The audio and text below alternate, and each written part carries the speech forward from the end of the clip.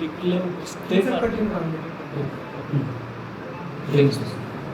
Sir reclaim host करू मी? नाही step हां रिक्लेम होस्ट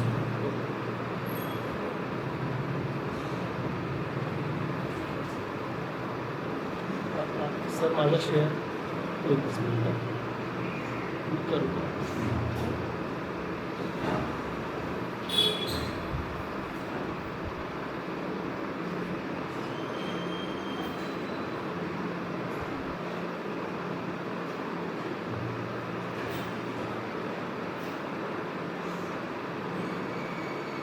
सर दिसतं ना स्क्रीन?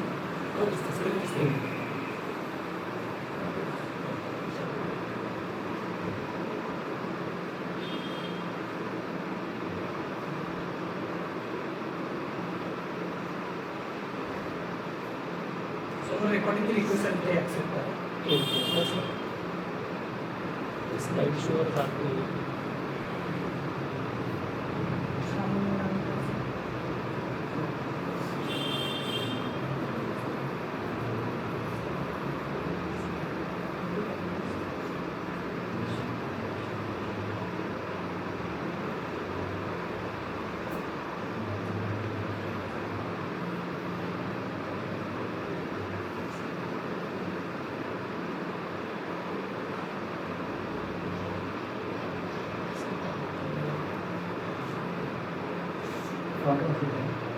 हो.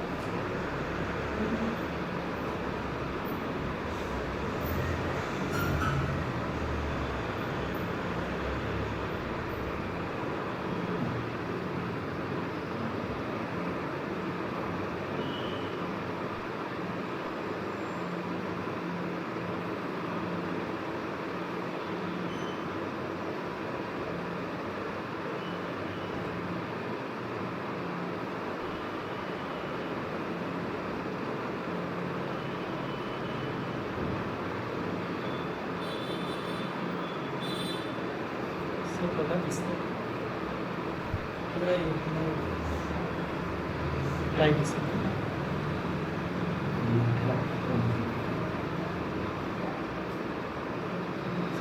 थांब. हे आपण चेंज करू नका. तू कर नाही नाही सर होईल होईल होईल जस्ट 2च मिनिटात होईल ना सर. चालेल सर. दिसतंय.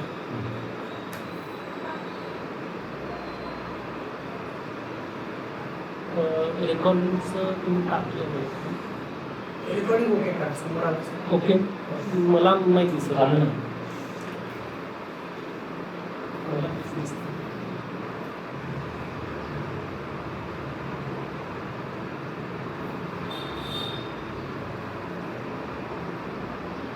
ठीक आहे sir. Okay.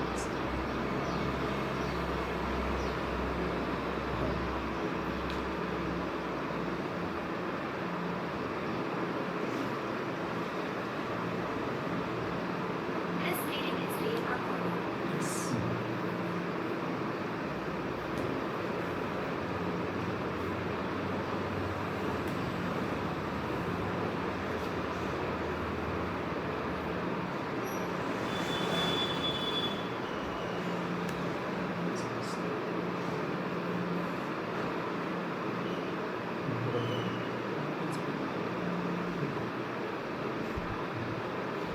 So I think now all of you can see this. Extremely sorry for the delay. Okay, तो हम बात कर रहे थे लीवर सिरोसिस के बारे में. तो देखिए सिरोसिस के बारे में जब आप लोग बात करते हैं तो what does the definition tells us. Cirrhosis is a diffuse process characterized by fibrosis and conversion of normal liver architecture into structurally abnormal regenerative nodules. और मतलब सिरोसिस में एक तरह से फाइब्रोसिस होता है. तो अगर हम लोग ऐसे समझेंगे कि लीवर एक किसी स्पंज की तरह होता है तो वो स्पंज अगर कड़ा हो गया, हार्ड हो गया और उसमें जो स्थितिस्थापकत्व है, उसमें जो इलास्टिसिटी है वो अगर नष्ट हो गई, so that is liver cirrhosis. और जो सेकंड लाइन है, it is quite important. It represents end stage of chronic liver damage. तो मतलब जब सिरोसिस डेवलप होगा, जब लीवर हार्ड हो जाएगा, so it represents end stage, मतलब यहाँ से रिवर्सल के चांसेस बहुत कम होते हैं। तो अगर हम लोग देखेंगे तो जब हम लोग यूएसजी इलेस्टोग्राफी करते हैं, मतलब जिससे हम लोग आमतौर पे फाइब्रोस्कैन कहते हैं, फाइब्रोस्कैन में लीवर का जो स्टिफनेस होता है नॉर्मल लीवर का, वो लगभग 7 के करीब करीब होता है।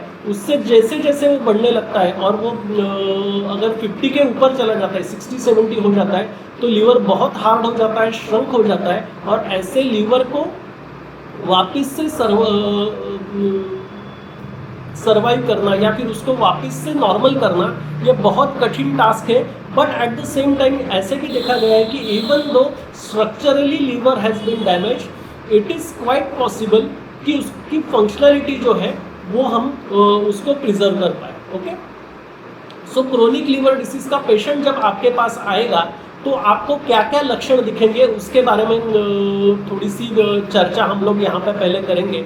अगर पेशेंट को कोलिस्टेसिस है, मतलब जो लीवर में तैयार होने वाला पित्त है वो अगर अन्नवा स्रोत में नहीं आ पा रहा है, कोलिस्टेसिस अगर पेशेंट को है, सो ऑब्स्ट्रक्टिव जॉन्डिस में main presenting symptom will be itching. Patient will complain of पूरी बॉडी में इचिंग होती है and it is quite severe itching, ऐसे पेशेंट हमें बताते हैं। एट टाइम्स ऐसे भी देखा गया है कि इचिंग लेके बहुत बार पेशेंट घूमते रहते हैं and they go from one dermatologist to another dermatologist, और बाद में जाके उस स्टेज तक बिलिरुबिन उतना बड़ा नहीं रहता है। जब तक बिलिरुबिन 3 से ऊपर नहीं जाएगा generally you won't see itchiness. इसलिए ये पेशेंट कभी कभी मिसडायग्नोस्ड हो जाते हैं या फिर वो स्किन डिसीजेस के लिए मेडिसिन लेते रहते हैं, but actually they are suffering from intermittent cholestasis. Okay, तो ऐसे भी देखने के लिए मिलता है। उसी तरह से हिपैटिक फ्लैप्स या ट्रेमर, या जिसको हम लोग हिपैटिक इंसेफेलोपैथी में देख सकते हैं। हिपैटिक इंसेफेलोपैथी की भी एक केस आज हम लोग यहाँ पे देखने वाले हैं। उसमें ट्रेमर्स या फिर हिपैटिक फ्लैप्स ऐसे देख सकते हैं। ऐसे कंडीशन में जिस तरह से ट्रैफिक पुलिस होता है वो इस तरह से हाथ दिखाता है और ट्रैफिक रोकता है, ऐसे जब हम लोग पेशेंट को करने के लिए बोलेंगे तो पेशेंट हाथ स्टेडी नहीं रख पाएगा और उसके हाथ इस तरह से फ्लैप होंगे। It is known as flapping tremors, इसको एस्टेरेसिस भी कहते हैं। और ये हिपैटिक इंसेफेलोपैथी के पेशेंट में हमें देखने के लिए मिलता है। बाइपिडल एडिमा देखने के लिए मिलता है जब सीरम एल्ब्यूमिन कम हो जाता है, प्रोटीन लेवल्स कम हो जाती है, तो उसकी वजह से बाइपिडल एडिमा देखने के लिए मिलता है। स्किन पिगमेंटेशन देखने के लिए मिलता है। Such patients can develop gallstones as well, जो बहुत कॉमनली देखने वाली जो चीज़ है या फिर जो प्रोमिनेंटली यहाँ पे दिखती है, दैट इज असाइटिस या उदर, पेट में पानी भर जाना, इसके बारे में भी हम लोग चर्चा करेंगे। उसी तरह से patient can have epigastric pain, it can range from mild to severe. अगर इसकी वजह से पेशेंट को पैंक्रेटाइटिस डेवलप हो जाता है तो pancreatitis can lead to severe pen.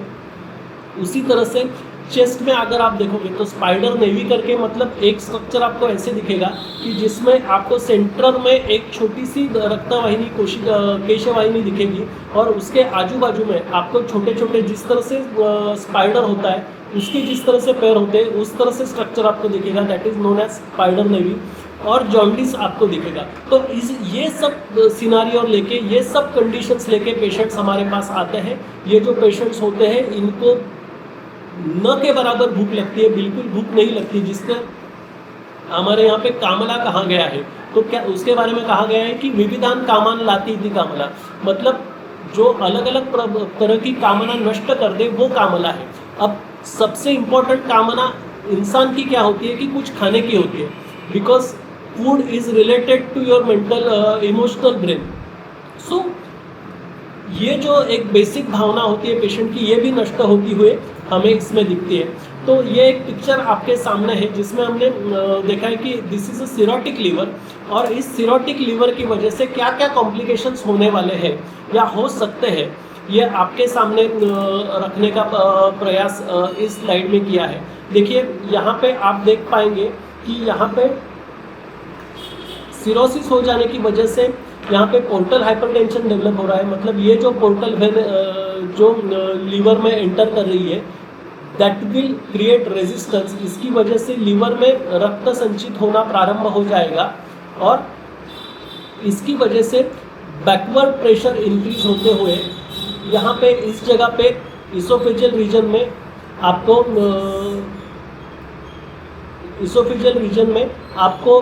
Oesophageal varices देखने के लिए मिलेंगे और इसोफेजियल वराइशल ब्लीडिंग देखने के मिलेगा। तो एक चीज़ हमने देखी, liver cirrhosis, because of liver cirrhosis portal hypertension which is leading to variceal bleeding. Okay, so varices एक कॉम्प्लिकेशन हमने देख लिया। उसी तरह से कभी कभी क्या होता है कि जब लीवर में ब्लड नहीं जा पाता है क्योंकि लीवर में ऑलरेडी पोर्टल हाइपरटेंशन है, ऐसे समय पे कभी कभी लीवर को बाईपास करते हुए ब्रेन तक ब्लड जाता है। It is known as porta systemic shunting.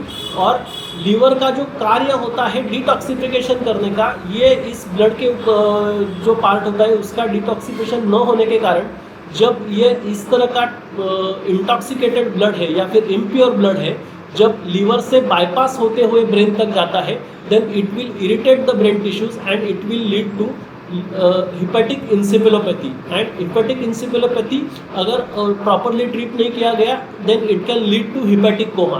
तो ऐसी भी कंडीशन देखने के लिए मिलती है बिकॉज ऑफ पोर्टा सिस्टमिक शंटिंग। और एक चीज़ देखने के लिए मिलती है दैट इज पोर्टल हाइपरटेंशन होने के कारण जो लिम्फ होता है वो लिम्फ का प्रोडक्शन बढ़ता है और जो लिम्फ होता है वो एब्डोमिनल कैविटी में संचित होने लगता है, जिसे हम लोग असाइटिस कहते हैं। तो हमने एक कंडीशन देख ली, लीवर सिरोसिस हमने देख लिया, और लीवर सिरोसिस के कारण डेवलप होने वाला portal hypertension leading to oesophageal varices, it is again leading to ascites, it is leading to hepatic encephalopathy. और एक चीज़ होती है which is known as hepatorenal syndrome. Liver diseases के पेशेंट में जब हाइपोवैलेमिया क्रिएट होता है, मतलब पेशेंट का ब्लड प्रेशर कम होते होते जब हाइपोवैलेमिया क्रिएट होता है तो रीनल इनसफिशिएंसी डेवलप होती है। और मतलब एक तरह से हम लोग कहेंगे कि किडनी को होने वाला जो ब्लड सप्लाई है वो कंपनसेट हो जाता है, और किडनी का ब्लड सप्लाई जब कम हो जाता है that can lead to renal failure. तो लीवर फेलियर के कारण होने वाला रीनल फेलियर दो तरह का होता है, type 1 and type 2। Type 1 renal failure के जो पेशेंट होते हैं वो काफ़ी एग्रेसिव होते हैं। इस पेशेंट का बहुत तेज़ी से ब्लड प्रेशर जो है वो कम होता है, एंड ऐसे बहुत से जो पेशेंट होते हैं वो आगे जाके उनकी डेथ होती है, and death with in 48 to 72 hours, मतलब 2 से 3 दिन में इन पेशेंट की डेथ हो सकती है। और दूसरे जो टाइप 2 वाले पेशेंट होते हैं, ऐसे पेशेंट का भी सर्वाइवल होना कम होता है। तो व्हाट इज हेपेटोरेनल फेलियर, और हेपेटोरेनल फेलियर को आयुर्वेदिक दृष्टिकोण से कैसे देख सकते हैं और उसकी चिकित्सा में विशेषता क्या है, इसकी भी चर्चा हम लोग करेंगे। तो दोस्तों हमने कुछ चीज़ें अभी क्लियर कर ली। हमने सिरोसिस देखा, सिरोसिस के कॉम्प्लिकेशन के तौर पे हमने उदर देखा, हमने इसोफेजियल वराइसिस देखे, हमने हेपेटिक इंसेफेलोपैथी देखी, और हमने हेपेटोरेनल फेलियर देखा। अभी what is the problem statement. बहुत बार क्या होता है कि सिरोसिस का पेशेंट जब आता है तो हमारे आंखों के सामने एक ही अध्याय होता है, दैट इज उदर का अध्याय हमारे सामने होता है, और उदर को लेके ही हम लोग इसकी ट्रीटमेंट करते हैं। तो सिर्फ इसी तरह से ट्रीटमेंट करना, उदर का एक चरक का जो चिकित्सा स्थान का 13वां अध्याय है उसी के बेसिस पे ट्रीटमेंट करना तर्कसंगत है क्या, सफिशिएंट है क्या, इसके बारे में हम लोग चर्चा करेंगे। फॉर एग्जांपल, अगर आपके पास पेशेंट आता है, he had previous episode of variceal bleeding, उसके बाद बैंडिंग हुआ है, और वो बाद में आके बोलता है कि डॉक्टर हम आपके पास आए हैं और हमारे जो डॉक्टर है या फिर गैस्ट्रोएंटरोलॉजिस्ट है, हेपेटोलॉजिस्ट है, इन्होंने बोला कि आपको अब हर 2-2 साल में, 1-1 साल में आपको वराइशल बैंडिंग करना पड़ेगा। Can you help me in this regard. ऐसे पॉसिबल है क्या कि मेरा जो आगे जो मुझे करना पड़ेगा वराइशल बैंडिंग, वो मैं अवॉइड कर सकूं, ऐसे पॉसिबल है क्या। तो ऐसे समय में सिर्फ उदर की चिकित्सा करते हुए हम आगे नहीं बढ़ सकते। इसलिए चिकित्सा में जिस तरह से विकल्प संप्राप्ति होती है उसी तरह से विकल्प संप्राप्ति के अनुसार चिकित्सा में भी विकल्प डेवलप होने चाहिए। वो किस तरह से करना है वही कुछ केसेस के माध्यम से हम लोग आज सीखेंगे। ओके, सो अभी जो चीज़ें हमने कही उसको ही हम लोग शॉर्ट में थोड़ा थोड़ा देखेंगे कि व्हाट इज असाइटिस, उसमें क्या अप्रोच होना चाहिए, व्हाट इज पोर्टल हाइपरटेंशन, उसमें क्या अप्रोच होना चाहिए, वो देखेंगे and then we will go to the cases. Okay, तो आज हम लोग लगभग 5 different cases we are going to discuss जो लीवर की अलग अलग कंडीशंस में देखी जाते हैं। So first is portal hypertension. जैसे मैंने कहा, portal hypertension is determined by product of blood flow and vascular resistance. तो देखिए, पोर्टल हाइपरटेंशन में 2 चीज़ें होती है। एक चीज़ होती है पोर्टल हाइपरटेंशन क्यों डेवलप होता है, क्योंकि लीवर जो नॉर्मल था वो अभी श्रिंक हो गया है, तो ब्लड जाने के लिए जगह कम है। जैसे हम लोग पुणे में अगर जाएंगे तो छोटी छोटी गलियाँ, पेठेतल्या गल्ल्या आपल्याला जैसे जशा दिसतात, तो छोटी छोटी गलियाँ होती है। या फिर पंढरपुर अगर हम लोग जाएंगे तो कल बहुत से लोग मेरे ख्याल से जाकर आए होंगे, तो वहाँ पे भी बहुत छोटी छोटी संकरी गलियाँ हैं। वहाँ से जब जाएंगे तो नेचुरली हमारी स्पीड कम हो जाती है। उसी तरह से increase to the flow of the resistance of blood, ये फर्स्ट चीज़ है। ये increase to portal blood flow जब रेजिस्टेंस डेवलप होता है तब। और एक चीज़ होती है कि पोर्टल एक जो होती है कि पोर्टल वेनस सिस्टम में, जिसको हम लोग स्प्लाइकेनिक सर्कुलेशन कहते हैं, उसमें ज़्यादा ब्लड आता है। मतलब 2 चीज़ें होती है कि ट्रैफिक जैम हो, ऐसी कंडीशन वहाँ पे है, वहाँ पे छोटी छोटी जो जाने के लिए स्पेस थी वो कम हो गई है, और साथ में वहाँ पे ट्रैफिक भी बढ़ गया है। मतलब छोटा सा रास्ता है, छोटी सी गली है, और वहाँ पे ट्रैफिक भी ज़्यादा हो गया। That will lead to condition like portal hypertension and further variceal bleeding. तो जब हम ये संप्राप्ति देखते हैं तो हमने 2 चीज़ें देखी कि increase in resistance to the blood flow and amount of blood flow has also been increased। तो इसको हम लोग किसी चीज़ से क्या कहेंगे, कोरिलेट कर सकते हैं क्या? तो चरक निदान स्थान दूसरा अध्याय, रक्तपित्त अध्याय अगर हम लोग देखेंगे और उसका 4था श्लोक देखेंगे, तो जिन लोगों के सामने अभी ग्रंथ नहीं होगा वो बाद में जाके देख सकते हैं।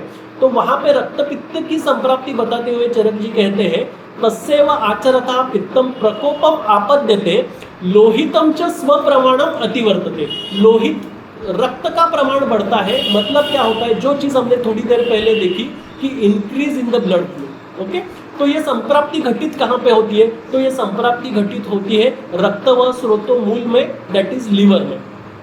तो लीवर रक्त व स्रोतोमूल है क्या? तो आयुर्वेद तो यही कहता है। तो तस्मिन् प्रमाणे अतिवृत्ते पित्तम प्रकुपितम शरीरम अनुसर्पम, आगे की लाइन इंपॉर्टेंट है, यकृत प्लीह प्रभवानाम लोहित वाहनाम स्रोतसाम लोहित अभिष्यंद गुरुणी मुखानी असाध्य प्रतिरुंध्यात। प्रतिरुंध्यात मतलब अवरोध निर्माण करता है, मतलब रेजिस्टेंस डेवलप करता है। तो जो चीज़ मॉडर्न मेडिसिन हमें बता रहा था कि 2 चीज़ें होती है पोर्टल हाइपरटेंशन में। पोर्टल हाइपरटेंशन में रेजिस्टेंस डेवलप होगा और रक्त का प्रमाण बढ़ेगा। दोनों चीज़ आयुर्वेद भी हमें बताता है, और इस तरह से हम लोग पोर्टल हाइपरटेंशन को इस तरह से विजुअलाइज कर सकते हैं कि आगे जाके पोर्टल हाइपरटेंशन का कॉम्प्लिकेशन क्या होता है? तो ब्लीडिंग होता है, वराइशल ब्लीडिंग होता है या फिर रेक्टल ब्लीडिंग होता है, मतलब ऊर्ध्वग रक्तपित्त होता है या अधोग रक्तपित्त होता है। तो एक तरह से अगर हम लोग देखेंगे दोस्तों, तो portal hypertension is nothing but पूर्व रूप अवस्था ऑफ रक्तपित्त। I think everybody is clear with this ना। तो हम लोग और आगे जाएंगे, तो इसके लिए पोर्टल हाइपरटेंशन के लिए फिर हम लोग चिकित्सा क्या करेंगे? तो सिर्फ उधर की चिकित्सा करके हमें नहीं चलेगा, हमें रक्त धातु के ऊपर ध्यान देना होगा। हमें रक्तपित्त की चिकित्सा से कुछ चिकित्सा तत्व लेने होंगे। तो यहाँ पे अवरोध है, इसलिए हमें स्रोतोशोधन करना पड़ेगा।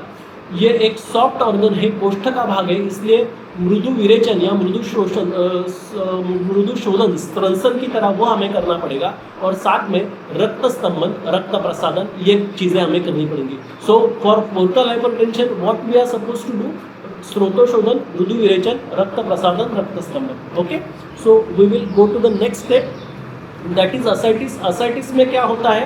तो जैसे हमने देखा था कि असाइटिस में जो पेरिटोनियल कैविटी होती है उसमें फ्लूइड जमा होता है, लिम्फ जमा होता है, एंड उसके साथ उसमें प्रोटीन भी लीक होता है। वहाँ पे प्रोटीन ज़्यादा जाने की वजह से बॉडी में जो प्रोटीन रहना चाहिए वो कम हो जाता है, और हाइपरप्रोटीनिया की वजह से पेशेंट को दौर्बल्य होगा, पेशेंट का मसल लॉस होगा, और पेशेंट को बाइपेडल एडिमा, उभय पादशोथ, ये लक्षण हमें दिखेगा। So the underline cause for ascites and hepatorenal syndrome in cirrhosis is splanchnic arterial vasodilation. Splanchnic मतलब मैंने बताया कि एक तरह से हम लोग देखेंगे तो अन्न व स्रोतस में होने वाले जो आर्टरीज होते हैं वो डायलेट हो जाती है, और पेरिफेरल आर्टरीज जो होती है, स्पेशली रीनल आर्टरीज जो होते हैं, उनका वेजो कंस्ट्रिक्शन हो जाता है।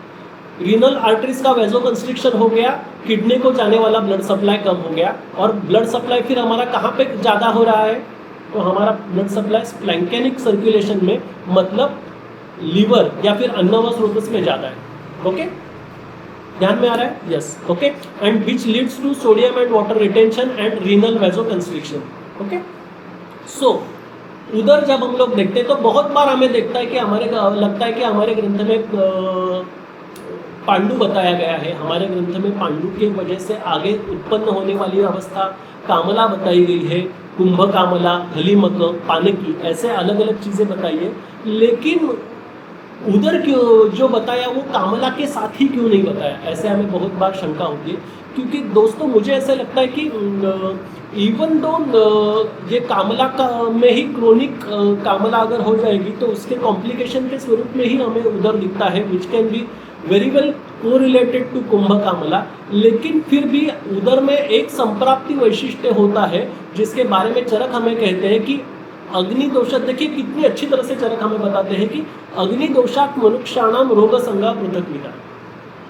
अग्नि मांद्य की वजह से रोगाः सर्वे अपि जायन्ते मंद अग्नि के कारण, ऐसे बताया गया है। मतलब सभी रोगों में अग्निमांद्य होता है। तो उदर के अग्निमांद्य का वैशिष्ट्य क्या है? तो अग्नि दोष के वजह से, अग्निमंद होने की वजह से बहुत से अलग अलग व्याधि होते हैं। मलवृद्ध्या प्रवर्तन्ते विशेषण उदराणि, लेकिन मलों का संचय होना ये उदर का वैशिष्ट्य है। और ये हमें कामला में ये जो वैशिष्ट्य है संप्राप्ति का, उदर जो अवस्था जब डेवलप होगी तब मलों का संचय होना ये संप्राप्ति का वैशिष्ट्य है, और वे हमें उदर में देखने के लिए मिलता है। इसलिए कामला में क्या बताया? कामला में मृदु शोधन बताया, कामलितु विरेचन ही है ऐसे बताया, लेकिन वहाँ पे मृदु शोधन बताया। लेकिन जब कामला में एक स्टेज ऐसी आती है कि प्रकर्ष से मलों का संचय होने की वजह से अग्निमांद्य डेवलप होता है, ऐसे समय में आपको तीक्ष्ण शोधन करना पड़ेगा। इसलिए उदर में तीक्ष्ण शोधन एंड नित्यमेनमम विरेचन ऐसा है। इसलिए कामला का विरेचन और उदर का विरेचन, इसमें डिफरेंस है। Why there is a difference? क्योंकि कामला में प्रकर्ष से रक्त दुष्टि है, यहाँ पे रक्त दुष्टि होने के बाद मल संचय प्रधान होने के कारण यहाँ पे मल को एक तरह से मलों का शोधन करना ये भी महत्वपूर्ण कार्य बताया गया है। उसके आगे चरक जी कहते हैं कि मंदे अग्नो मलिन ही भुक्ते अपाकात दोष संचय। मतलब दो चीज़ें यहाँ पे हो गई, दोषों का संचय हो रहा है और साथ में मलों का भी संचय हो रहा है। इसलिए इस कारण स्रोतोरोध उत्पन्न होने के कारण यहाँ पे आपको प्रकर्ष से स्वेदन करना पड़ेगा। और एक रेफरेंस जो चरक चिकित्सा स्थान उधर अध्याय के 20वें श्लोक में आता है, 20वें श्लोक में आता है, दैट इज रुद्वा स्वेदाम्बु वाहिनी दोषाः स्रोतांसि संचिता। ये श्लोक हमने सबने सेकेंड ईयर में, फाइनल ईयर में बाहर किया था। लेकिन यहाँ पे देखिए स्वेदाम्बु वाहिनी ये इम्पॉर्टेंट है ऐसे मुझे लगता है। वाई स्वेदाम्बु वाहिनी इज इम्पॉर्टेंट? क्योंकि अगर आप चरक में अगर हम लोग वातव्याधि अध्याय जाके देखते हैं तो वहाँ पे बताया गया है कि समान वायु स्वेदवह और अम्बुवह स्रोतस में रहता है। जब हम लोग सिर्फ वाग्भट जी मतलब अष्टांग हृदय से स्टडी करते हैं तो हमें ये पता होता है कि समानो अग्नि समीपस्थः कोष्ठे चरति सर्वथा, लेकिन चरक उसमें वैल्यू एडिशन करते हैं। चरक में आप देखोगे और सुश्रुत में भी आप देखोगे तो आपको देखने के लिए मिलेगा। तो समान वायु जो होता है वो नो डाउट अग्नि के सानिध्य में रहेगा, या फिर समान वायु जो है वो ग्रहणी में रहेगा, but at the same time समान वायु स्वेदवह स्रोतस में भी होता है, अम्बुवह स्रोतस में भी होता है। और ये यहाँ का भी समान वायु दुष्ट हो गया है, ये हमें उधर की संप्राप्ति में पता चलता है। Okay, so that is the speciality. Okay, हम और आगे जाएंगे तो जैसे मैंने थोड़ी देर पहले कहा था, there is something known as hepatorenal syndrome. तो ये हिपैटोरेनल सिंड्रोम क्या होता है? तो hepatorenal syndrome is renal failure, मतलब लीवर फेलियर हो गया और उसकी वजह से आगे जाके किडनी फेलियर हो गया। तो जब हमारे आंखों के सामने रीनल फेलियर का पेशेंट आता है तो हमारे आंखों के सामने फर्स्ट चीज़ क्या आती है? फर्स्ट थिंग डायबिटीज़ आता है, long term use of NSAIDs that can also lead to renal failure. कुछ लोगों को जिनको कामला ही हो गई है, जिनको मतलब जिसको कामला हो गई, जिसको उसको सब पीला दिखता है, ऐसे लोगों के सामने आता है कि Ayurvedic drug is a primary cause for renal failure. ऐसे भी कुछ सोचने वाले कुछ लोग हैं। ओके, तो जब जब आपके सामने पेशेंट आएगा रीनल फेल्योर का, तब आप आप देखते हो कि आप क्या देखते हो, बेसिकली आप उसका क्रिएटिनिन देखते हो। तो क्रिएटिनिन 4 है, 5 है, 10 है, 12 है, 15 है, इतना ज़्यादा क्रिएटिनिन हो सकता है। और क्रिएटिनिन को हम लोग देखते रहते हैं, लेकिन जब हिपैटोरीनल फेलियर का पेशेंट आपके पास आएगा तो इसका वैशिष्ट्य ये है कि इस पेशेंट की किडनी नॉर्मल होती है। तो आप बोलोगे कि सर आप तो मतलब कुछ गलत बता रहे हो, कि आप बोल रहे हो रीनल फेलियर हो रहा है लेकिन किडनी नॉर्मल है।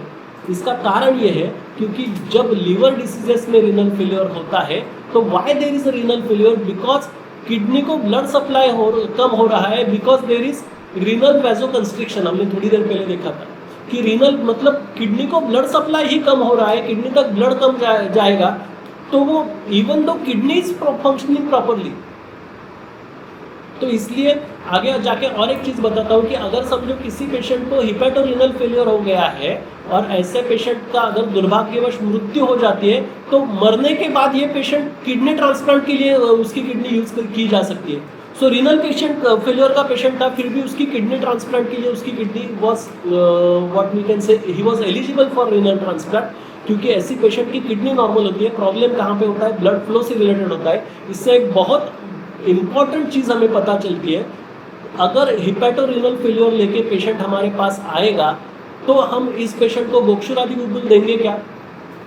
नहीं देंगे, because his kidney is functioning properly. हमें किडनी का ब्लड सप्लाई हैम्पर होने के कारण जो कुछ संप्राप्ति हुई है उसके ऊपर हमें फोकस करना है, रादर देन गिविंग तृणपंचमूल और रादर देन गिविंग गोक्षुरादि बुलबुल। ओके, क्या संप्राप्ति का वैशिष्ट्य ये मेरे ख्याल से आपके ध्यान में आता हो। Okay, yes.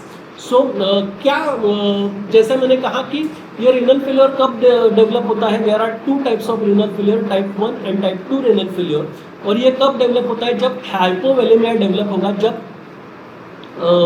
मूत्रवा स्रोतस के पास जाने वाला ब्लड सप्लाई जब बहुत ही कम हो जाएगा तब किडनी शटडाउन होती है। ये क्यों हो सकता है, देखिए गौर से देखिए। गैस्ट्रोइंटेस्टाइनल ब्लीडिंग, अगर वराइशल ब्लीडिंग पेशेंट को होता है प्रोफ्यूज, तो उसकी वजह से ब्लड लॉस होकर हाइपोवोलेमिया डेवलप हो सकता है। Second and important reason, intense diuretic therapy. कौन देता है डायरेटिक? आयुर्वेदिक वैद्य देता है, जो देता है उनको पता है। थर्ड इज सेप्टिक शॉक, अगर सेप्सिस डेवलप हो जाता है, ये किसी के हाथ में नहीं है, लेकिन रिकरेंट जब टैपिंग किया जाता है पेशेंट को, पैरासिम्पथेसिस किया जाता है, रिकरेंट एब्डोमिनल टैपिंग करने के बाद या फिर रिकरेंट टैपिंग करने के बाद SBP डेवलप होता है, मतलब बैक्टीरियल पेरिटोनाइटिस डेवलप होता है, और ऐसे पेशेंट में फिर सेप्सिस होने के चांसेस होते हैं। तो बार बार टैपिंग करना इसके लिए आइडियल नहीं है। Third is administration of nephrotoxic drugs, mainly NSAIDs, और इसमें आयुर्वेदिक ड्रग्स तो दिया ही नहीं है, और ये सब एलोपैथिक बुक्स के रेफरेंस से मेरे मतलब कहीं से लाए हुए नहीं है। इंट्रिग्स रीनल डिसीजेस, जिसके बारे में कुछ कर नहीं सकते ऑलरेडी अगर पेशेंट को रीनल डिसीजेस है। And last but not the least is large volume paracentesis, मतलब बहुत ज़्यादा प्रमाण में अगर आप असाइटिक फ्लूइड टैपिंग करते हो, 5-5 लीटर फ्लूइड एक बार निकालते हो, और ऐसे पेशेंट्स मैंने देखे हैं, पेशेंट को पेट में पानी था but he was doing okay, उसका 5 लीटर से ज़्यादा फ्लूइड निकाला, बहुत ज़्यादा मात्रा में उसका असाइटिक टैपिंग किया, और बाद में बिकॉज ऑफ दिस एकदम से ब्लड वॉल्यूम कम हो जाने की वजह से patient land up into what we can say hepatorenal failure, type 1 hepatorenal failure. और ऐसे मतलब जो पेशेंट अच्छी तरह से चलते हुए गया वो नेक्स्ट 48 आवर्स में ही इज़ नो मोर। ऐसे पेशेंट्स देखने के लिए मिलते हैं। ओके, तो आयुर्वेद में इसके बारे में कुछ रेफरेंस मिलता है क्या? तो उदर के उपद्रव अगर हम लोग देखेंगे, चरक चिकित्सा स्थान 13वां अध्याय 49 नंबर का श्लोक है, तब उसमें बताया गया है, तदा तुराहा उपद्रवा स्पृशन्ति छर्दी, अतिसार, तमक, तृष्णा, श्वास, कास, हिक्का, दौर्बल्य, पार्श्वशूल, अरुचि, स्वरभेद, मूत्रसंगादया तथाविधम अचिकित्सम विद्यातिथि। मतलब जब उदर के पेशेंट में मूत्रसंग डेवलप हो जाता है, जब उसका यूरिन आउटपुट बहुत कम हो जाता है या फिर उसको एन्यूरिया डेवलप हो जाता है, जब उसका यूरिन आउटपुट 250 ml से भी कम आ जाता है, तब वो असाध्य समझना चाहिए, ऐसे बताया। सो इवन आयुर्वेद में भी बताया है कि इसको we can correlate this to hepatorenal failure type 1।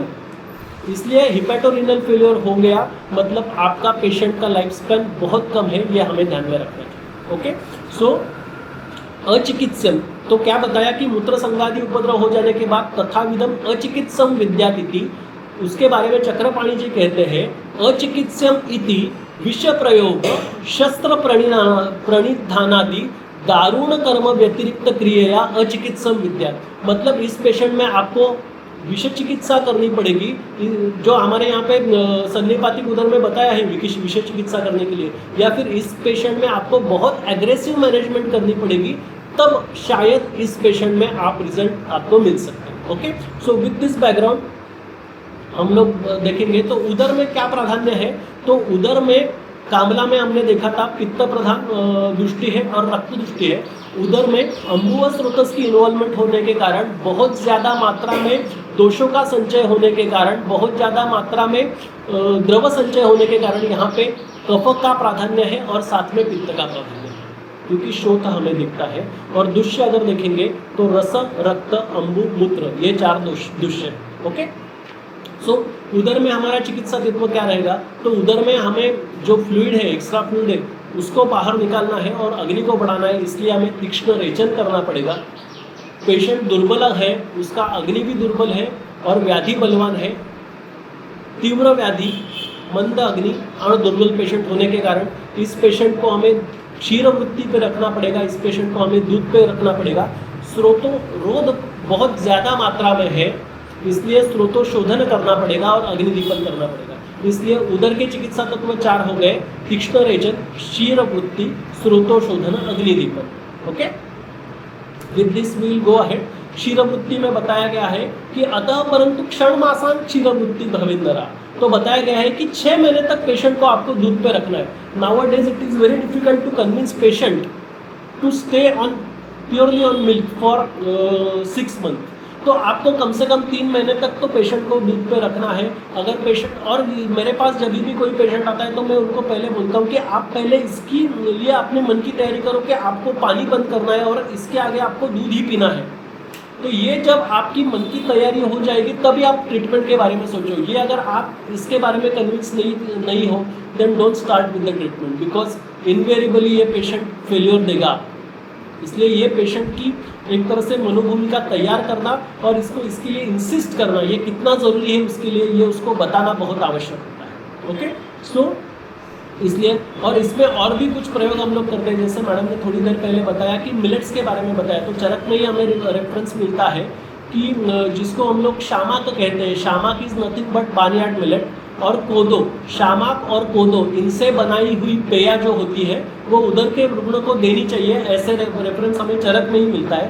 तो और जिनको मिलेट मैन ऑफ इंडिया कहा जाता है, डॉक्टर खादर वली, उन्होंने भी काफ़ी पेशेंट उदर के लीवर फेलियर के ट्रीट किए और उसमें वो भी बार्नयार्ड मिलेट ही यूज़ करते हैं। लेकिन बेसिक रेफरेंस कहाँ पे मिलता है, तो चरक संहिता में मिलता है। तो इससे रिलेटेड भी मतलब ये एक अलग लेक्चर का विषय कि मिलेट्स का अन्न व स्रोतों में प्रयोग हम लोग किस तरह से कर सकते हैं, उसके ऊपर भी एक लेक्चर है, लेकिन ये अलग विषय हो जाएगा। लेकिन बार्नयार्ड मिलेट से सिद्ध की हुई पेया, फिर बार्नयार्ड मिलेट से बनाई की हुई कंची, उसका भी प्रयोग हम लोग कर सकते हैं, and that also gives pretty good results. Okay, so hepatorenal failure में हमें क्या करना है, कफग्न, शोतहर, मूत्रल चिकित्सा करनी है, लेकिन गोक्षुर आदि गुल नहीं यूज़ करना है, तृण पंचमूल नहीं यूज़ करना है। यहाँ पे हमें ऐसी दवाइयाँ यूज़ करनी है जो शोथ में उपयुक्त हो, जो पांडु में उपयुक्त हो, जो उदर में उपयुक्त हो। और ऐसी दवा है पुनर्नवा मंडूर, चंद्र प्रभावटी। इवन दो हम लोग सोचते हैं कि मतलब प्रमेय की औषधि है, मूत्र व स्रोतस की औषधि है। Eight the same time Chandraprabha की फलश्रुति अगर हम लोग गौर से पढ़ेंगे तो उसमें कामला का भी उल्लेख है, मतलब उसका यकृत पर गामित्व है। इसलिए चंद्रप्रभावती, पुनर्नवा मंडल, पुनर्नवाष्टकवात ऐसे द्रव्यों का प्रयोग हम लोग हिपैटोरेनल फेलियर टाइप 2 में कर सकते हैं। टाइप 1 जैसे मैंने कहा कि 48 आवर्स हार्डली होते हैं, तो there is hardly any scope for you to intervene. Okay, next is hepatic encephalopathy. जैसे हमने बताया था कि जब लीवर को बाईपास करके ब्लड जाता है ब्रेन तक, उसकी वजह से हिपैटिक इंसेफेलोपैथी डेवलप होती है। So wide spectrum of neuropsychiatric abnormalities occurring in patient with significant liver dysfunction जब होता है तब हिपैटिक इंसेफेलोपैथी डेवलप होती है। थोड़ा फास्ट जाएंगे तो हिपैटिक इंसेफेलोपैथी क्यों डेवलप होती है?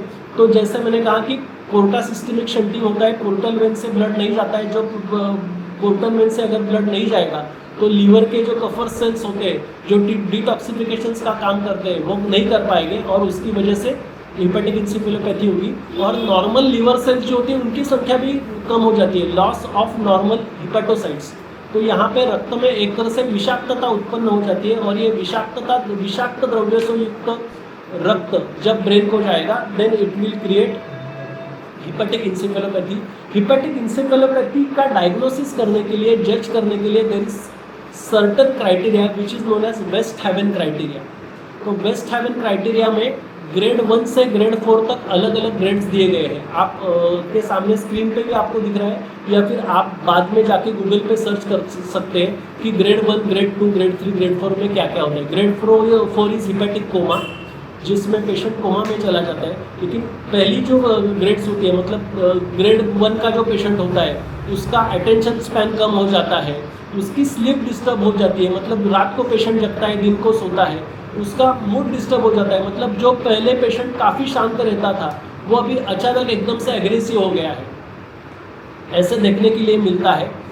ग्रेड 2 में जब पेशेंट